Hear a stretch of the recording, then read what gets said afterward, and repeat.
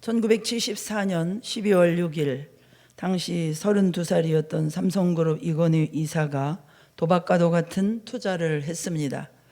부도가 나기 직전에 회사 한국반도체를 인수한 것입니다.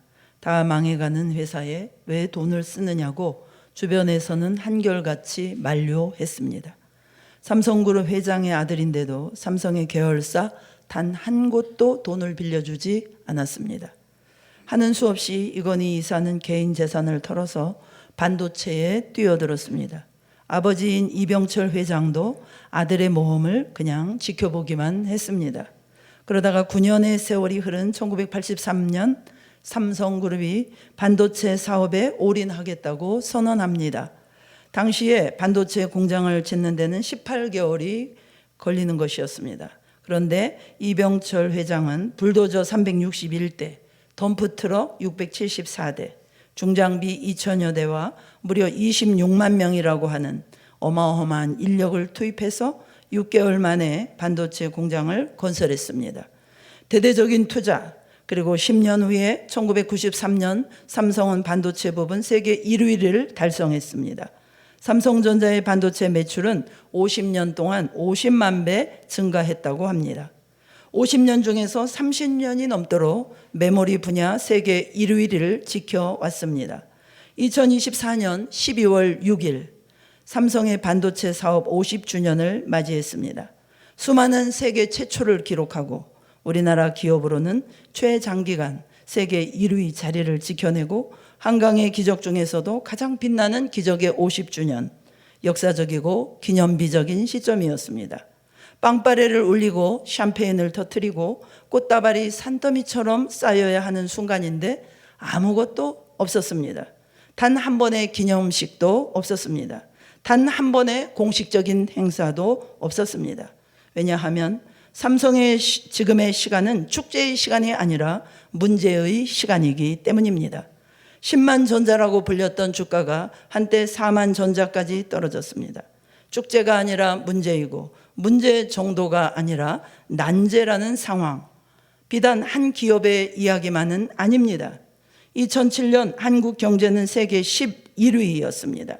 바로 그 해에 세계적인 투자은행 미국의 골드만삭스가 세계 경제 전망 보고서를 발표했습니다. 그 보고서에 의하면 세계 최고의 전문가들은 2025년에는 우리나라가 글로벌 탑 10에 진입해서 세계 경제 순위 9위가 된다고 전망했습니다. 미국이나 중국처럼 땅덩어리가 크고 인구도 많은 나라가 구둥을 하는 거라고 하면은 어려운 일이 아닙니다. 그런데 땅의 크기에서는 109등, 100등 안에도 못 드는 대한민국이 경제의 크기에서 9등을 한다면 역사상 유례가 없는 대사건입니다. 2008년에 미국의 국가정보위원회는 2025년 한반도는 통일되고 통일되지 않더라도 자유민주주의 연방이 될 것이다 라고 예고했습니다. 오늘이 2024년 12월 15일입니다. 이제 한 달 남았어요. 세계 최고 금융기관, 전문기관, 정상급 전문가들이 예측이 맞았다면 한 달이 지나면 대한민국이 세계 경제 9위가 되고 자유민주주의 통일이 됩니다. 그러나 온갖 장밋빛 전망은 물거품처럼 사라졌습니다. 우리나라 경제가 11위에서 9위로 올라간 것이 아니라 14위로 떨어졌는데 문제는 앞으로 얼마나 더 떨어질지 모릅니다. 우리 동포들을 우크라이나 전쟁터에 총알바지로 내보내면서 사악한 북한 정권은 여전히 건재합니다. 자유민주주의적 흡수 통일은커녕 이러다가 종북 세력이 집권하는 것은 아닌지 애국자들의 근심은 깊어지고 있습니다. 한강의 기적은 이대로 끝날 것인가? 대한민국은 마침내 무너지는가? 우리의 수준은 정녕 여기까지인가? 깊은 회한과 탄식을 자아내게 했던 지난 일주일이었습니다. 오늘의 본문은 축제가 난제가 되어서 낭패감을 느끼는 사건입니다. 이스라엘에서는요, 결혼식이 굉장히 중요합니다. 사람에게도 중요하고요, 하나님 앞에서는 신성한 의식이었습니다. 남편과 아내의 결합은 하나님과 이스라엘 민족의 결합을 상징했어요. 그래서 오랜 시간 동안 돈을 들이고 공을 들이고 노력을 들이고 정성을 다해서 결혼식을 준비했습니다. 제일 먼저 준비하는 것이 신부의 아버지에게 지불하는 지참금 모하르입니다. 야곱도 라헬과 결혼하려고 라헬의 아버지 라반의 집에서 7년 동안 무보수로 일을 했는데 아버지가 바꿔치기 하는 바람에 7년을 더 14년을 이렇게 그 14년의 연봉을 지참금으로 지불하고 아내를 맞이한 셈이죠. 모하르를 받은 신부의 아버지가 딸의 결혼에 동의하면은 이제 약혼식을 합니다. 바로 이때 약혼식을 할 때 사랑의 맹세로 결혼의 증표로 사용되는 소품이 바로 포도주입니다. 신랑이 신부의 잔에 포도주를 따라주면서 하나님께 기도를 올립니다. 영원한 우리 하나님, 천지를 창조하신 하나님, 우리에게 포도나무 열매를 주신 분이요, 아멘. 신부가 결혼에 동의한다는 표시로 신랑이 따라준 포도주를 마십니다. 그 순간부터 두 사람은 부부로 인정이 되는 것이에요. 법적으로는 약혼식만 해도 부부입니다. 그렇다고 그날부터 같이 살거나 동거하는 것은 아닙니다. 약혼식을 마친 신랑은 다시 자기 집으로 돌아가서 결혼식을 준비해야 됩니다.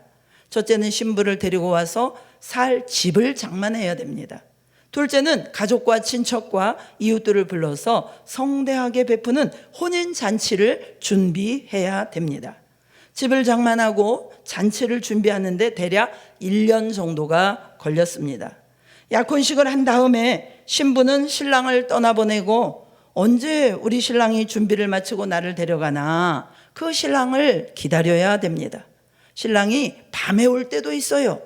그래서 신부들은 항상 기름을 준비해야 되었습니다. 밤에 신랑을 따라서 시집을 가야 되거든요.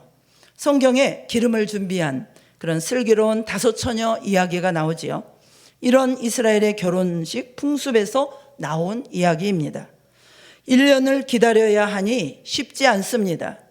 1년 동안 딴 남자한테 절대 한눈 팔지 말고 내가 데려오기를 기다리고 신랑의 사랑을 기억하라 라는 의미로 뭔가 신부를 감동시킬 만한 마음이 담긴 선물을 준비해서 신랑이 신부에게 줍니다. 이걸 보면은 그래, 우리 낭구님이 오시지, 나를 사랑하는 남편이 나를 반드시 데리러 올 거야. 신부가 신랑의 사랑을 기억할 수 있도록 정성을 다해서 선물을 준비합니다. 요즘 말로 하면 뭐 반지나 목걸이 같은 건데 그냥 값비싸고 귀중한 것, 그것을 그쳐서는 안 되고 무언가 거기에 자기 정성이 들어가고 마음이 담기는, 그래서 아내가 될 신부를 감동시킬 만한 선물, 그것이 마탄입니다. 신랑은 집을 마련하고 잔치를 준비한 다음에 신부를 데리고 옵니다. 그리고 신랑은 집에서 친척들과 이웃들을 불러서 잔치를 벌입니다. 결혼식을 올립니다. 결혼 예식의 마지막 순서를 장식하는 것, 또다시 포도주입니다. 신랑과 신부는 결혼을 맹세하고 사랑을 고백하면서 서로 포도주를 따라서 마십니다. 이 결혼 예식이 끝나면 그때부터 본격적인 잔치가 열립니다. 잔치 하객들은 보통 6개월 전에 초대를 받습니다. 교통수단이 발전되지 못했던 그런 시절이기 때문에 잔치집에 가는 데만도 한 달이 걸리기도 하고 2달이 걸리기도 했어요. 초대받은 손님들은 잔치의 축하객인 동시에 하나님 앞에서 드려지는 신성한 의식의 증인입니다. 하나님 앞에서 신성한 결혼의 증인이 되기 위해서 하객들은 아무 옷이나 입고 오면 안 돼요. 예복을 입은 사람만 증인의 자격으로 혼인잔치에 참여할 수가 있었습니다. 혼인잔치의 기간은 보통 일주일, 길어지면 한 달을 넘기도 했습니다. 일주일 동안 잔치를 벌이고 한 달 동안 잔치를 벌이니까 글자 그대로 한 1년 정도는 준비해야 되는 대잔치입니다. 멀리 살던 친척과 그런 이웃들이 오랜만에 만나서 실컷 먹고 마시고 즐기면서 결혼을 축복했어요. 이때 한번 등장하는 것이 포도주입니다. 결혼의 기쁨, 잔치의 즐거움을 상징하는 포도주를 마시면서 혼인잔치를 사람들은 마음껏 즐겼습니다. 우리 한국도 이 결혼식을 올리는데 옛날에 보면은 아주 오래전부터 준비해요. 그래서 참 공을 많이 들여야 하는 것으로 유명합니다. 그런데 이 성경 시대의 이스라엘의 결혼식은 오늘날 한국의 결혼과는 비교도 할 수 없을 만큼 오랜 기간 정성을 다해서 공을 들여서 준비해야 하는 예식이었습니다. 장가 가려고 신랑이 몇 년 동안 일을 해서 지창금 모하르를 준비해야 되고, 또 예식을 올리기 6개월 전에 멀리 떨어진 사람들을 일일이 찾아가서 인사하고 결혼잔치 소식을 알려야 됩니다. 예복을 입은 하객들이 모두 모입니다. 드디어 결혼식을 하고 잔치를 벌입니다. 이 오랜 과정에서 반복되는 상징이 포도주입니다. 약혼의 맹세를 할 때도 포도주, 신성한 결혼의식의 마지막 클라이맥스를 장식하는 것도 포도주. 한 달, 두 달 낙타를 타고 걸어서 멀리서 온 고생하고 온 그런 하객들이 마음껏 축하하고 잔치를 벌이는 상징도 포도주입니다. 그런데 만약에 이렇게 오랫동안 정성을 들여 준비했던 혼인잔치에서 이 포도주가 떨어진다면 이스라엘에서는 상상도 못하는 일입니다. 오랫동안 준비했던 공든탑이 한꺼번에 와르르 무너져 내리는 재난이고 재앙인 것입니다. 유대인의 지혜를 담은 책 탈무드에 이런 대목이 있습니다. 동료를 손님으로 오도록 강요하지만 적절하게 그를 대접하려는 의도가 없는 사람은 누구일까요? 도둑놈이다. 이 구절이 포도주가 떨어진 혼인잔치의 가문에 적용이 되었어요. 아니, 한두 달을 생업을 중단하고 손해를 보면서 잔치에 와달라고 그래가지고 예복까지 차려입고 기껏 찾아갔는데 포도주 정도도 준비를 안 했어? 그런 집안은 도둑놈이라고 낙인이 찍혀서 대대로 모욕과 수치를 당합니다. 한참 잔치 흥이 무르익었는데 포도주가 떨어졌다는 사실에 분노한 하객들이 칼을 뽑아서 폭동을 일으킨 적도 있다고 합니다. 도대체 나를 뭘로 보고 포도주도 준비를 안 하느냐, 나를 무시하는 거냐? 열받아서 명예훼손으로 고소를 당할 수도 있는 사안이었다고 합니다. 참 옛날 사람들이 결혼식 하나에도 이렇게 목숨을 걸고 실제로 살았습니다. 오늘 본문이 바로 그와 같은 상황입니다. 갈릴리 가나에서 혼인이 벌어졌는데 그만 포도주가 떨어졌어요. 축제의 시간이 자칫 잘못하면 폭력과 법적 다툼과 도둑놈이라는 낙인과 가문의 모욕과 수치의 난장판이 되기 직전입니다. 절체절명의 순간에 어머니 마리아가 아들 되시는 예수님께 사실을 알렸습니다. 4절입니다. 예수께서 이르시되 여자여 나와 무슨 상관이 있나이까? 내 때가 아직 이르지 아니하였나이다. 예수님은 자신이 포도주가 떨어진 혼인잔치와 아무 상관이 없다라고 말씀하셨습니다. 왜냐하면 예수님의 때가 아직 이르지 않았기 때문입니다.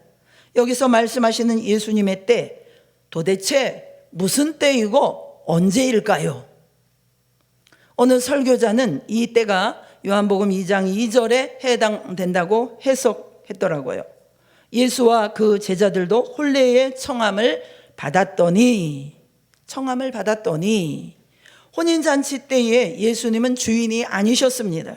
잔치 오라고 청함을 받은 손님일 뿐이었습니다.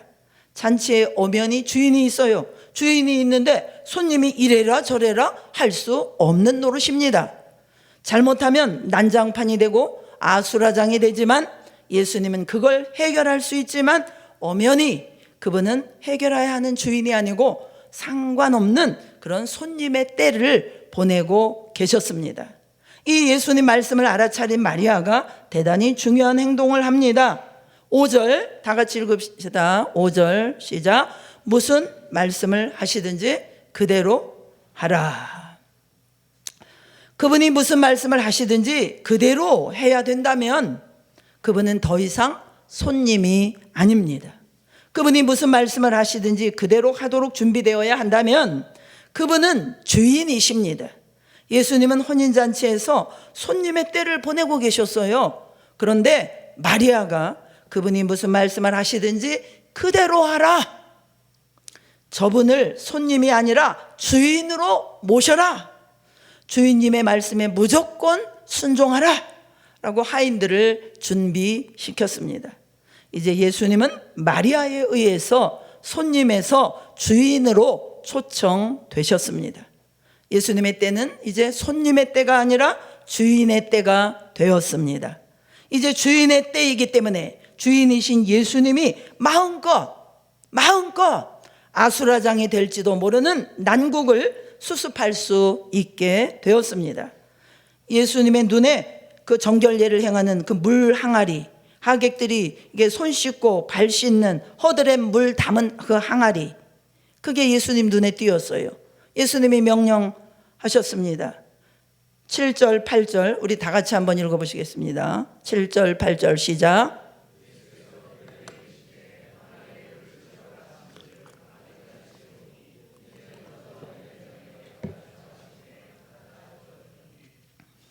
무슨 말씀을 하시든지 그대로 했어요. 물을 채우라 하셔서 채웠습니다. 갖다 주라 하시니 갖다 주었습니다. 그 순종의 결과로 배달된 물을 맛본 연회장의 반응. 10절입니다. 우리 함께 읽겠습니다. 10절 시작.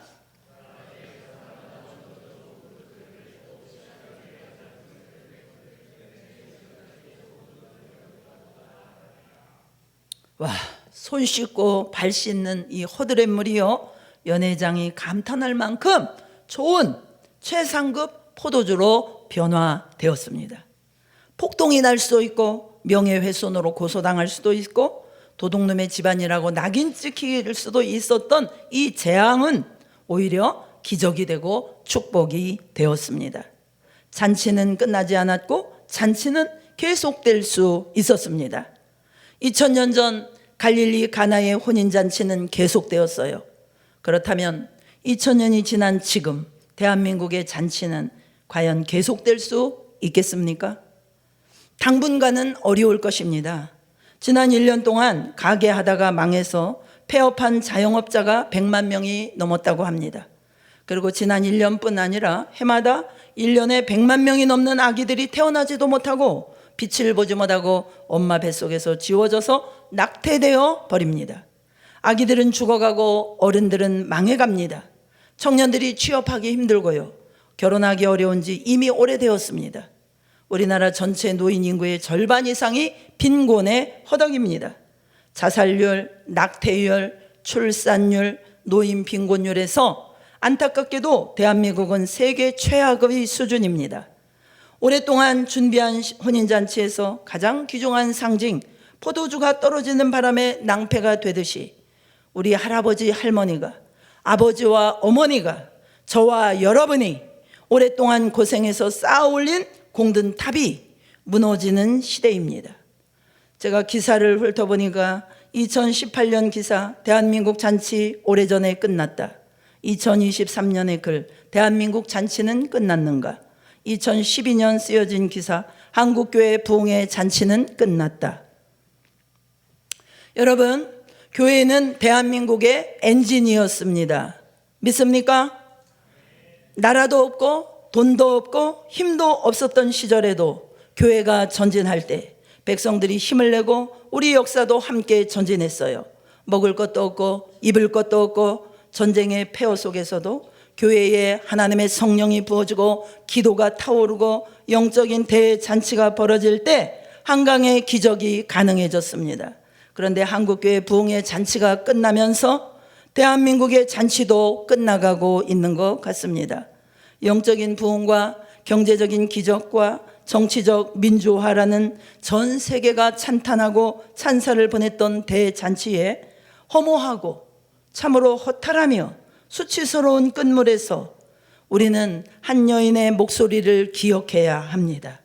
무슨 말씀을 하시든지 그대로 하라. 이 믿음이 있어서 손님이신 예수님은 주인이 되셨습니다. 주인 되시는 예수님은 재앙으로 끝날 수 있는 잔치를 기적의 축제로 회복하신 줄로 믿습니다. 아무도 예측하지 못했던 계엄령처럼 한치 앞을 내다볼 수 없는 우리네 인생이고 대한민국의 역사인 것 같습니다. 앞으로 우리나라 어떻게 될까요? 아무도 모릅니다. 대통령도 모릅니다. 여러분, 지금 대한민국 대통령이 이 나라 미래가 어떻게 전개될지 알고 있을까요? 지난 일주일의 행적을 보니까 모르는 것 같습니다. 정치인들도 모르고 재벌들도 모릅니다. 안개 속에 휩싸인 정부, 무슨 일이 일어날지 아무도 모릅니다. 도대체 전 세계 앞에 우리나라가 얼마나 더 망신을 당해야 되는지, 비상계엄 사건 하나의 경제적 손실이 150조라고 그러는데 앞으로 얼마나 더 손실을 보고 경제가 무너지고 망가져야 할지 아무도 모릅니다. 무슨 일이 일어날지는 몰라요. 그러나 우리 그리스도인들은 이런 상황 속에서 정답을 알고 있는 사람들입니다. 무슨 일이 일어날지는 모르지만 누가 주인이 되셔야 이 난장판과 이 아수라장과 난국을 수습하고 대한민국의 엔진이 다시 가동될 수 있는지 우리는 분명히 알고 있습니다. 한국교회가 이 중요한 진리를 국민들에게 전해야 될 줄로 믿습니다. 만약에 지금처럼 정치고 경제고 사회고 문화고 교육이고 대한민국 각 분야에서 예수님을 밀어내고 사람들이 자기 마음대로 역사의 주인이신 예수님이 천하만국을 통치하시는 예수님이 만왕의 왕이요 만주의 주인이신 그분이 유독 대한민국에서는 주인이 아니라 손님 신세로 밀려나고 계신다면 국가와 교회와 가정과 개인은 계속해서 바닥 모르게 무너져 버릴 것입니다. 만약에 우리 믿는 자들이 정신 차리고 예수님을 다시 주인으로 모실 수 있다면 나라가 회복되고 살아날 줄로 믿습니다. 아니, 주인 되신 예수님이 살려내실 줄로 믿습니다. 사랑하는 여러분, 다 같이 다가오는 시대를 우리는 각오해야 돼요. 경제가 이미 어려워져서 가진 돈으로 부족해서 대출받아서 빚으로 메꿔가면서 겨우겨우 버텨오시는 소상공인들이나 이런 분들이 너무나 많습니다. 앞으로는 그나마 대출받기도 어려워질 겁니다. 많은 국민들이 경제적 고통 때문에 시달리고 쪼들리게 될 것입니다. 그런 고통을 겪으면서도 우리는 날마다 스스로에게 질문해야 됩니다. 동시에 날마다 정말 그런지 확인해야 됩니다. 돈이 없어서 너무 고생을 하니까 내 인생의 최고의 관심사는 돈인가? 돈 빌려줄 수 있는 금융기관인가? 돈 꿔줄 수 있는 사람인가? 아무리 돈이 없어도 내가 그래도 하나님 자녀인데 그럼에도 불구하고 내 인생의 최대의 관심사는 여전히 나의 주인 되시는 예수 그리스도이신가? 스스로에게 질문하고 대답을 할 수 있어야 합니다. 하루하루 주님께 어떻게 해서든지 매달려서 도와달라고 살려달라고 눈물을 흘리면서라도 간청하며 우리 주님의 도우심을 바라보고 이 힘겨운 시절을 견뎌내고 버텨야 할 줄로 믿습니다. 정치판이 갈라지듯이 백성들도 갈라졌어요. 이미 직장에서나 친구 만나거나 여러분 동창회나 이런 등산 모임이나 가서나 사람들 가운데 정치적으로 얼마나 혼란합니까? 견해가 다 제각각이니까요. 친한 사람, 심지어는 가까운 가족들 사이에서도 부부간의 견해가 엇갈리고 부모 자식의 견해가 엇갈려서 싸우고 논쟁하고 물고 뜯고 심하면 치고받는 난리판이 나라 전체에 벌어질 것입니다. 국가적 위기라는 게 이런 거예요. 한 동네에서만 어려운 게 아니고 국가적 위기는 나라 전체가 어렵기 때문에 어른은 어른대로 고생, 아이들은 아이들대로 고생, 가족은 가족들 나름대로 다툼, 동호회 가면은 친구들은 친구들 나름대로 분열. 국가적 위기라는 거는 구석구석 누구나 어디에서나 갈라지고 싸우고 논쟁하게 되고 갈등을 빚고 골치 아파진다는 얘기예요. 인간관계의 갈등이 점점 많아질 것입니다. 목소리가 높아지고 다툼이 잦아질 것입니다. 그 복잡하고 혼란스러운 관계의 와중에서도 우리는 질문해야 합니다. 어떻게 그리스도인으로서 이웃을 사랑하고 어떻게 정의를 실천할 것인가? 예수님의 방법을 알려주시고 지혜를 깨우쳐 주시고 길을 열어주셔서 이 혼란한 와중에 관계가 닫히지 않도록 우리는 날마다 기도해야 합니다. 기업이 무너지고 가정이 깨어지고 교회가 흩어지는 난세가 될 것입니다.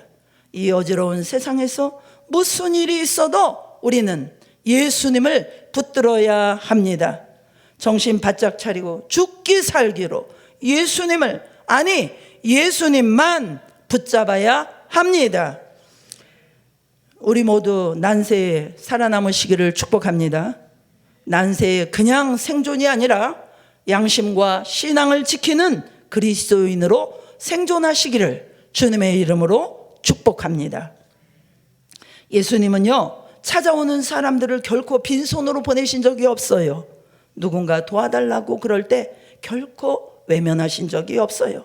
아무리 크고 어려운 오래된 불가능해 보이는 문제라 할지라도 우리 예수님이 회피하신 적이 없고 해결하지 못하신 적도 없어요. 유대교의 석학이었던 니고데모, 아무리 연구하고 고민해도 어떻게 구원받을지 알 수가 없었어요.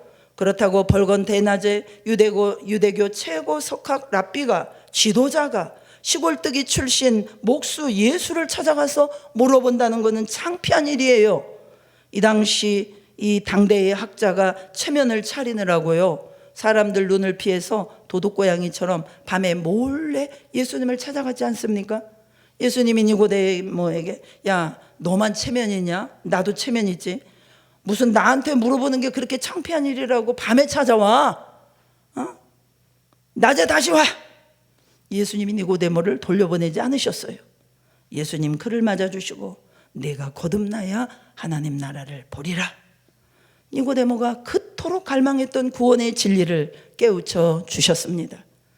동족의 피를 빨아먹는 매국노라고 손가락질 당했던, 로마 제국에 붙어서 이스라엘 민족의 호주머니를 털어서 세금을 거뒀던 세리장이요 부자, 매국노이자 도둑놈이라고 손가락질 당했던 삭개오, 예수님이 그렇게 보고 싶었어요. 그런데 그 키가 작아가지고 사람들한테 가려서 예수님 모습을 볼 수가 없어요. 그래서 그래도 예수님 한번 보겠다고, 세상에 이 돈 많은 부자가 나무 꼭대기에 창피한 줄도 모르고 올라가가지고 고개를 내밀면서 어떻게 하든지 예수님 얼굴 한번 보려고 쳐다보고 있을 때, 예수님은 저런 도둑놈 같은 놈이 지금 누구를 보는 거야? 욕하지 않으셨습니다. 삭개오의 집에 들어가셨고 그의 친구가 되어주셨고 오늘 이 사람의 집에 구원이 이르렀도다. 하나님이 구원의 축복을 선물로 주셨습니다. 여자들이 생리하는 날 생리통으로 몸도 고생하고 마음이 싱숭생숭하고 불안해가 우울하고 고생하시는 분들이 많습니다. 빨간 날이 며칠이냐면 1년 365일. 그 365일 동안 매일 생리를 하고 하혈을 한다고 생각을 해보세요. 얼마나 고생스럽고 끔찍한 건지 우리 여자분들은 아실 겁니다. 그런데 그 빨간 날이 1년 365일 곱하기 12년 12회를 매일매일 피를 쏟아내는 하혈을 하는 여자, 그 몹쓸병을 고치려고 있는 거 없는 거 다 팔아가지고 용하다는 의사 방방곡곡 찾아갔지만 아무도 고쳐주지 못했어요. 그런데 이 몸이 이 정도로 망가지는 몹쓸병이면요, 그 당시 사람들은요 하나님께 저주받은 여자라고 생각했습니다. 혈루증 걸린 여자, 옷깃만 스쳐도 부정 탄다고 두들겨 맞고 쫓겨날 수도 있는 상황이었어요. 혈루증 걸린 여자 앞에 가면은 멀쩡하던 쇠가 빨갛게 녹이 쓴다, 막 문헌상에 이런 기록이 남아있을 정도였습니다. 그러니 이 혈루증 걸린 여자가 돌아다니다가 사람들이랑 막 이렇게 부딪히면서 옷깃을 스치면요, 잘못하면 사람들한테 맞아 죽어요. 그 여자가 부정 탔다고 욕먹을까봐 몰래 숨어서 살금살금 예수님한테 접근했어요. 왜 그랬습니까? 옷자락이라도 만지려고. 부정 탔다고 욕먹을 수 있는 그 여인이, 재수 없다고 사람들한테 두들겨 맞을 수 있는 여인이, 예수님 나 좀 고쳐주세요, 당당하게 만날 자신이 없어가지고 내가 저분 몰래 가가지고 옷자락이라도 만져야지, 저분이 하나님의 아들이시니까 옷자락만 만져도 내가 나을 수 있을 거야.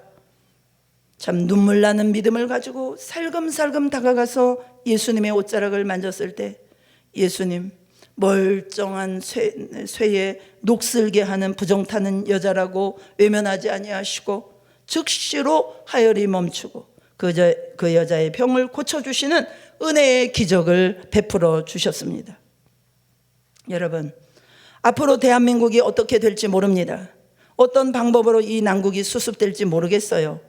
아무것도 모르지만, 어떻게 해야 될지 모르지만, 좌우지간 결사적으로 예수님만 붙들어야 되는 이유는, 예수님께 찾아간 사람은 그게 무슨 문제든 예수님이 다 해결해 주셨습니다. 그런 예수님이라면 어떻게 하실지 우리는 모르지만, 좌우지간 우리가 모르는 어떤 해법, 기적을 동원해서라도 예수님이 나라를 지켜주시고 우리 민족을 살려주신다, 그 믿음이 우리에게 있어야 할 줄 믿습니다. 이 믿음을 믿는다면 첫째로 우리는 나라와 민족을 위해서 기도해야 합니다. 둘째로 어떤 방법을 통해서라도 해결해 주실 수 있는 예수님이 무슨 말씀을 하시든지 우리는 그대로 해야 합니다. 썩을 대로 썩었던 소돔 고모라지만 의인 10사람만 있으면 심판하지 않겠다고 약속하셨습니다. 우상 숭배로 찌들 대로 찌들었던 이스라엘이지만 그래도 내 민족인데, 그래도 내 백성인데 그 나라가 멸망하지 않도록 하나님이 바알에게 무릎 꿇지 아니한 7,000명을 예비해 놓으셨다고 성경은 말하고 있습니다. 만약에 하나님이 대한민국이 겪어야 할 재앙을 거두어 주시려면 그렇게 하실 수 있는 근거가 필요합니다. 만약에 하나님이 우리 국민들이 겪어야 할 그 고통의 시간을 줄여주시고 단축시켜 주신다면 하나님이 그렇게 하셔야 되는 이유가 필요해요. 여러분, 하나님의 근거와 이유는 무엇일까요? 사람입니다. 하나님이 이 나라에 재앙과 심판을 내리고 계신데, 근데 가만히 보니까 이 고통스럽고 고생스러운 이 시절 한복판에서도 무슨 말씀을 하시든지 그대로 순종하는, 진실하게 하나님을 바라보고 기도하는 그리스도인이 있다면 하나님의 마음이 바뀌어지지 않겠습니까? 그래도 내 백성이 있는데, 그래도 저렇게 기도하고 순종하는 성도들이 있는데 내가 저들을 보아서라도 이 나라를 회복하리라, 하나님의 마음을 움직일 수 있는 그리스도인이 필요합니다. 바로 그 사람이 필요합니다. 소돔과 고모라의 10사람, 이스라엘이 멸망당하지 않도록 하나님이 예비해 놓으신 7,000인이 이 시대에 절실하게 필요합니다. 사실요, 기독교 신앙이라는 것은 세상을 향하여 무엇을 하느냐, 이것은 2차적인 문제예요. 성경에서의 구원은 하나님이 각 영혼들을 찾아오시고 죄 가운데 구원하여 하나님의 자녀를 삼으시고 하나님의 자녀다운 충만과 영광과 승리로 이끄시는 것, 이게 구원입니다. 그것이 완성되면은 새 하늘과 새 땅을 주기로 영원한 나라를 기업으로 약속하고 있어요. 이 세상을 변화시키는 것이 1차적인 사명은 아닙니다. 우리의 사명은 세상 사람들과 다른 하나님의 자녀로 서는 것이에요. 우리의 다름으로 인한 부수적인 영향이 세상 앞에 빛이고 소금인 것이에요. 조건을 따져가지고 그 조건이 문명이 발달되고 경제가 안정된 곳이고 더 좋은 환경이고, 그러면은 이게 경제가 안정된 곳이면 더 좋은 환경이고, 매일 내전이 일어나고 전쟁이 일어나고 이러면은 나쁜 환경이고, 그렇지 않습니다. 여러분, 이스라엘의 역사를 보세요. 이스라엘의 역사 속에서 바벨론 포로라는 것은 중요한 역할을 했습니다. 그들이 젖과 꿀이 흐르는 땅에 들어가서 한 짓이 뭐예요? 사사기 역사입니다. 그거보다는 저는 생각할 때 바벨론 포로가 훨씬 낫습니다. 우리가 하는 기도가 이 나라 대통령이 정신 차리고 경제를 활성화시켜가지고 어떻게 하든지 돈 많이 벌게 해주고 경제 대국으로 세워서 돈 많이 벌게 해줘가지고 다 놀러가자, 이것이 되어서는 안 되는 거죠. 신앙적인 영적인 관심을 가지고 우리가 이 나라를 위해서 기도해야 됩니다. 하나님은 하나님이 하실 일은 다 하셨어요. 이제 우리가 신자답게 살아야 할 일이 남아 있습니다. 신자답게 살아라. 너희 안에 이 마음을 품어라. 성령을 쫓아 살아라. 매일 그 싸움을 우리는 해야 하는 것입니다. 하나님이 원하시는 상한 심령, 회개하고 애통하는 심령을 날마다 하나님 앞에 드려야 하는 것입니다. 이렇게 하나님의 영광스러운 자녀로 우리 한 사람 한 사람이 변화되는 것이 가장 중요한 것이에요. 사랑하는 성도 여러분, 대한민국에 이미 내려진 재앙과 형벌과 심판, 지난 한 주간 전 국민이 마침내 깨닫게 된 이 고통의 시간이 단축되도록 하나님의 마음을 움직일, 아버지의 마음을 움직일 그리스도인 하나님의 자녀들이 필요합니다. 우리가 그 한 사람이 되어서 의인의 삶을 살아가고 우상에게 무릎을 꿇지 않은 7천인이 되시기를 축복합니다. 대한민국을 살려주실 근거가 되고 한민족의 잔치를 다시 회복시켜 주실 이유가 되기 위하여 난세에 우리가 의인으로 살아가시기를 예수 그리스도의 이름으로 축원합니다. 지금 우리나라 가운데 여러 가지 어려운 일들이 일어나고 있죠. 그러나 이 모든 어려움은 저는 기도 가운데 확신합니다. 하나님께서 이 나라를 새롭게 하시려고 하는 하나님의 큰 과정 속에 있는 줄로 믿습니다. 우리가 낙심하거나 절망하지 아니하고 하나님의 나라가 이 땅에 임하기를 원하시는 그런 하나님의 간절한 뜻을 바라보면서 우리는 나라와 민족을 위하여 기도해야 될 줄로 믿습니다. 모세와 아론과 훌이 기도했고 모르드게와 에스더가 기도했으며 다니엘이 기도했어요. 예수님께서 겟세마네 동산에서 기도하실 때 그 십자가와 부활의 승리가 이루어졌음을 우리는 알고 있습니다. 하나님의 사람들이 기도할 때 참소하는 자, 어둠의 영들이 쫓겨가고 하나님의 승리가 선언되었음을 우리는 알고 있습니다. 하나님께서는 일제강점기, 식민지 통치 속에서 또 전쟁 속에서 경제적 위기 속에서 정치적 혼란 속에서 우리를 건지셨고 이 나라를 놀라운 강대국으로 선진국으로 세워오셨고 아시아 역사에 유례가 없는 놀라운 은총을 이 나라에 베풀어 주셨습니다. 사람들은 이렇게도 말하고 저렇게도 말하지만 사람의 뜻이 이루어지는 것이 아니라 하나님의 뜻이, 하나님의 나라가 이 나라 가운데 임하게 해야 될 줄로 믿습니다. 이 어려운 때에 예수님이 이 나라의 주인 되심을 선포하면서 긍휼을 구하며 나아갈 때 다시 한번 우리를 회복시키시고 우리나라가 선교 대국으로 일어서고 또 복음으로 하나 되고 하나님의 뜻을 열방 가운데 전하는 나라로 쓰임받게 하실 줄로 믿습니다. 중단되었던 한강의 기적이 다시 계속되게 하여 주실 줄로 믿습니다. 우리 다 함께 기도하시겠습니다. 첫째, 우리 강북제일교회 모든 성도들이 이 어지러운 난세에서도 신앙과 양심을 지키면서 성령 충만하게 하여 주시고 하나님의 자녀의 삶을 살아내게 하여 주시옵소서. 둘째로, 총체적인 위기를 맞고 있는 대한민국을 기억하시고 우리 국민들을 불쌍히 여기시고 물질주의, 인본주의, 세속주의, 혼합주의, 우상숭배를 회개하고 하나님께로 돌아오며 오직 예수 그리스도만 의지함으로 회복의 기적을 베풀어 주시옵소서. 우리 다 같이 기도하시겠습니다.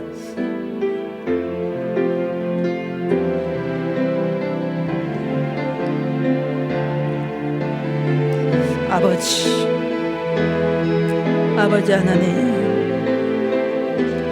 우리가 하나님께서 이 나라 가운데 베풀어 주신 은혜를 잊어버리고 무시하고 소홀히 여기고 점점 예수 그리스도 주님을 주인의 자리에서 밀어내고 손님의 자리로 앉히고 우리가 정말 하나님을 무시하고 하나님을 대적하며 하나님을 홀대하며 아버지 세속주의, 인본주의, 혼합주의, 우상을 섬기며 하나님 정말 우리가 심판과 재앙과 재난 가운데 들어갈 수밖에 없는 아버지 우리의 죄악을 용서하여 주시옵소서. 아직도 깨뜨려지지 않는 우리의 욕심과 우리의 고집과 우리의 교만과 하나님 우리 자신의 의의를 아버지 하나님 깨뜨릴 수 있도록 우리에게 힘을 주시옵소서. 우리가 하나님 앞에 주의 얼굴을 구하며 우리 자신을 고치며 하나님 의의 길을 걸어갈 수 있도록 우리에게 성령의 충만함을 주시옵소서. 우리를 불쌍히 여겨 주시옵소서. 우리가 어떤 어려움 속에서도 우리의 신앙과 양심을 지키는 자들이 되게 하여 주시옵소서. 오 할렐루야. 하나님 정말로 아버지 하나님의 침몰해가는 대한민국을 하나님께서 불쌍히 여겨 주시옵소서. 하나님께서 이 민족의 어려운 순간순간마다 얼마나 많은 은총과 은혜를 주셨음에도 불구하고 우리가 그 하나님을 하나님으로 대접하지 아니하고 하나님을 경배하지 아니하고 하나님을 주인으로 섬기지 못한 우리의 죄악을 용서하여 주옵소서. 아버지, 강단에서 예수 그리스도의 십자가의 보혈이 밀려나고 있습니다. 혼합주의와 배교와 하나님 아버지 하나님 한국교회를 불쌍히 여기시고 이 나라를 불쌍히 여기시고 우리가 철저히 하나님을 다시 한번 주님 앞에 돌아갈 수 있도록 하나님이 역사하여 주시옵소서. 다시 한번 불쌍히 여겨 주시옵소서. 이 시간에 아버지 하나님 긍휼과 자비를 베풀어 주시옵시고 우리가 다시 한번 하나님의 긍휼을 구할 수 있도록 주님의 얼굴을 구할 수 있도록 예수님을 주인으로 선포하며 결단하며 우리의 삶을 주님 앞에 드리며 무슨 말씀을 하시든지 그대로 하기를 결단하게 하여 주시옵소서. 공동체를 위하여 기도합니다. 하나님께서 이 교회를 정말로 이 공주 지역에 세워주셨사오니 우리가 정말로 구원의 방주가 되어서 이 어려운 때에 나라와 민족을 위하여 기도하는 교회가 되게 하시고 또 하나님 아버지 정말로 생명을 살리는 일에 영혼을 살리는 일에 우리 자신을 드리는 교회가 되게 하여 주시옵소서. 목회자와 성도들이 혼연일체가 되어서 한마음이 되어서 하나님 아버지 영혼을 구원하는 일에 아버지 우리 각자의 위치에서 우리의 할 일을 최선을 다하여 충성하게 하여 주시옵소서. 목회자에게 성령님 말씀과 성령으로 기름 부어주시고 충만함을 허락하여 주시옵소서. 하나님 아버지 정말로 각 기관의 후임 사역자들과 후임 목회자와 또 기관의 일꾼들을 세워주시고 아버지 12월에 있는 많은 행사들 가운데도 하나님의 행사로 그치는 것이 아니라 하나님의 은혜와 성령이 기름 부어지는 시간이 되게 하여 주시옵시며 하나님 특별히 병약한 우리 환우분들이 있습니다. 우리 하나님 기억하여 주시옵소서. 아버지 참으로 주님께서 이들을 치유의 기름으로 기름 부어주시고 이 시간에 한 분 한 분 찾아가서 어루만져 주시고 안수하여 주옵소서. 특별히 뇌의 질환을 일으키는 모든 질병 떠나갈지어다. 예수의 이름으로 명하노니 떠나갈지어다. 심혈관 질환 또 아버지 악성 종양들 또 호르몬 질환들 이 모든 정말 성도들의 육체 가운데 정신 가운데 붙잡고 있는 악하고 더러운 질병을 일으키는 모든 것들은 예수의 이름으로 명하노니 깨뜨려질지어다. 파하여 칠지어다. 떠나갈지어다. 깨끗하게 될지어다. 할렐루야. 하나님 역사하여 주옵소서. 우리의 부모님들을 위하여 기도합니다. 하나님 저들에게 회개의 문을 열어 주시옵소서. 거룩한 영으로 임하여 주시옵소서. 구원의 은혜 문을 열어 주시옵소서. 예수 그리스도를 발견할 수 있게 하여 주옵소서. 나의 죄를 발견할 수 있게 하여 주시옵소서. 통회하고 자백하는 마음을 주시옵소서. 한 번도 빠짐없이 십자가 앞에 나와 십자가를 붙들 수 있도록 축복하여 주옵소서. 아버지께서 역사하여 주옵소서. 열방에 나가 있는 선교사님들과 아버지의 모든 또 전쟁이 종식되며 핍박받는 그리스도인들 세계 열방 가운데서 숨죽이며 숨어서 또 기도하는 지하교회에 숨어있는 모든 성도들까지도 우리 하나님 은혜를 베풀어 주시고 하나님 끝까지 믿음과 신앙을 지킬 수 있도록 축복하여 주시옵소서. 하나님 아버지 참으로 어렵습니다. 그러나 오늘 말씀을 의지하여 주님이 무슨 말씀을 하시든지 그대로 하기를 원합니다. 결정합니다. 주님을 주인으로 우리가 섬기기를 원합니다. 주님을 주인의 자리에서 밀어내고 손님 대접했던 우리의 무지함과 우리의 미련함과 우리의 어리석음과 우리의 교만함을 용서하여 주시옵소서. 다시 한번 회복시켜 주시옵소서. 예수님의 이름으로 기도합니다. 아멘.